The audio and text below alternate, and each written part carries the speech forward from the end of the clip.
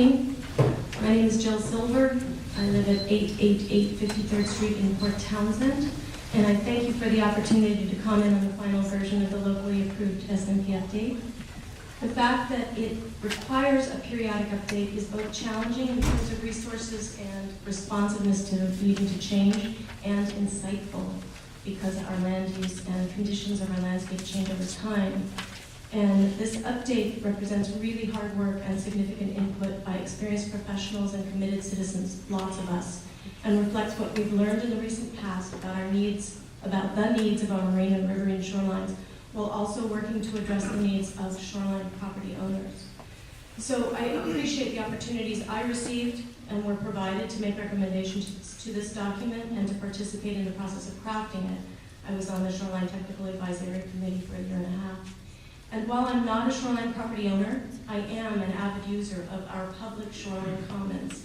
I walk my neighborhood beach every day. I hike our big rivers. I kayak in our marine waters. I appreciate the bird and wildlife sightings that I have, and I eat local fish and shellfish. The amount of work that went into characterizing and analyzing all the shoreline reaches for the inventory and characterization component, and then which informed the cumulative impacts and restoration plans, was phenomenal. And it couldn't have been done without support from DOE. Otherwise, it would have been an unfunded mandate for Jefferson County, and we appreciate that support. It helped make a more locally specific and comprehensive update. So in my experience as a watershed ecologist and someone who spent a great deal of my life on the water in Jefferson County and Fallon County and King County, I've learned that buffers are the most effective means of production and protection from landslides or bank erosion, as well as providing all these services to the ecosystem: shade, nutrients, food, woody debris, root stabilization, interception of rain and snow, and habitats. You have 1 minute left. Thanks.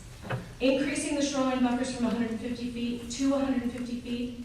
By doing that, this SMP version reflects the fact that it's a dynamic interface. It's inherently risky to develop, potentially, and that distance is required for the protection of the functions that support the natural resources that the Shoreline Management Act is meant to protect.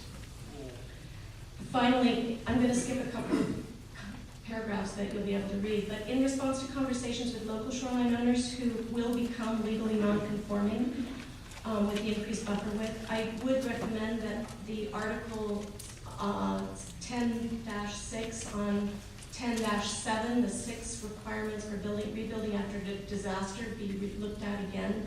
They're not quite clear, and I have heard a lot of discomfort with them. My last comments. You can finish.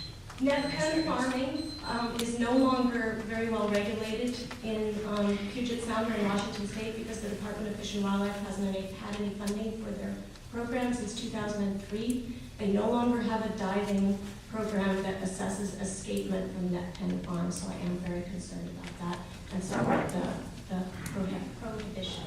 Thank you very much. Thank you.